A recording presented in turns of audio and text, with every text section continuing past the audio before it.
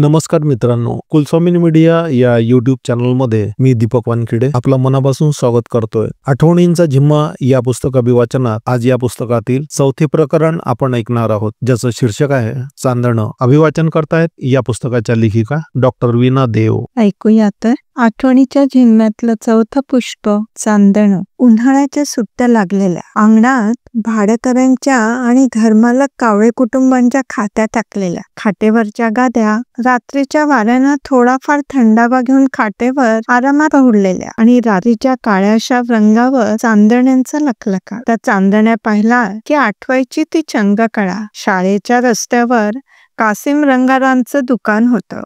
संक्रांतीचा सण आला की त्याच्या दुकानात गर्दी व्हायची। खडी काढलेली चंद्रकळा दुकानाच्या समोर तो दोरीवर टांगून ठेवायचा। तेव्हा दुकानासमोर पुतळे वगैरे नसायचे। ती चंद्रकळा पाहिली की पांढरा शुभ्र हलवा आणि त्याच्यासोबत बशीत आरामात पहुडलेला चिवडा आणि तिळगुळाचा लाडू आठवायचा। रात्री आकाशातल्या चांदण्या पाहिल्यात की चंद्रकळेचा स्पर्श मनाला सतत व्हायचा। तेव्हा चांदणं फक्त आनंद देणारी गोष्ट वाटायची। आता मात्र चांदणं वेगळाच अर्थ घेऊन जातात। अत्यंत अवघड वाटेवर उगवणारी रानफुलं, त्यात त्यांचं निसर्गाच्या तालावर डोलणं, आनंद घेणं, तसंच काहीसं चांदणं वाटतं। माझा चुलत भाऊ गिरीश दादा यांनी एक सुंदर चित्र काढलं होतं। करड्या रंगाचं खोड असलेली, वर हिरवीगार पानं असलेली झाडं आणि त्यातून टेकडीपर्यंत गेलेली पाऊलवाट।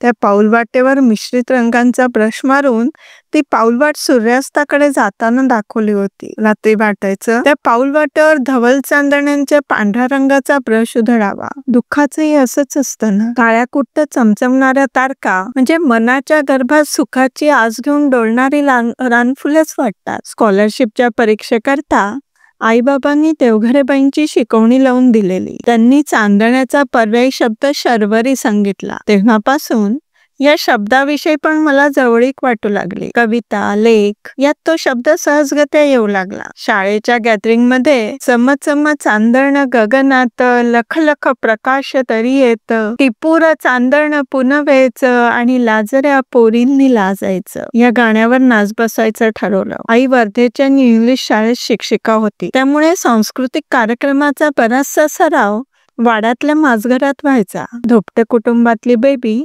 मन लावून नाचायची। स्टेजवर नाच करताना सर्व मुलींनी चंद्रकळा नेसून गाणं साकारलं होतं। उन्हाळ्याच्या सुट्टीत रात्रीच्या वेळी त्या चांदणी प्रकाशात आई अंगणात जेवणाची तयारी करायची। दही घातलेली लसणाची चटणी, घोळीची बेसन लावलेली भाजी, कैरीचं ताजं लोणचं, तोंडी लावायला पोह्याचा किंवा फणसाचा पापड, फोडणीचं वरण आणि घडीच्या पोळ्या, शेवटी दही दूध भात आणि त्यात मिसळलेला चांदण्यांचा प्रकाश। अजूनही जिभेला त्या चवीची ओढ आहे। गुलबक्षाच्या ताट्याजवळ सतरंजी टाकलेली माझी चुलत बहीण संध्या जोशांच्या ज्योतीला आणि सबानेंच्या अक्काला मुंबईचा जावई या सिनेमाची गोष्ट सांगत बसलेली। व्हरांड्यात आईबाबांशी मोदा देशमुखांच्या कुठल्या तरी नाटकाची चर्चा करत बसलेली। मी मात्र चांदण्या मोजण्यात गर्क। पाठ केलेले पाढे कमी पडत होते।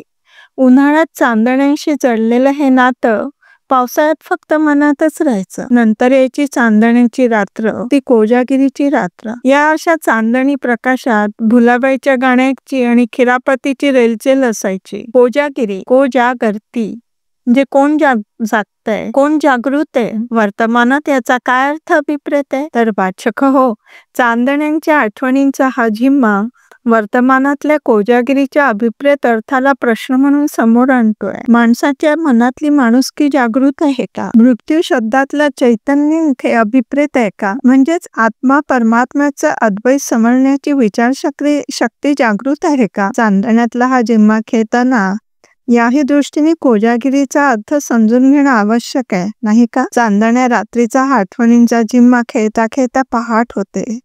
पहाटेचा कोवळा तांबूस प्रकाश त्याला स्वतः सामावून घेतोय। पुन्हा एक नवीन पहाट आशेच्या रानफुलांना वास्तवतेत साकारण्यासाठी चांदण्यांच्या आकाशाकडे सरकत जाणारी।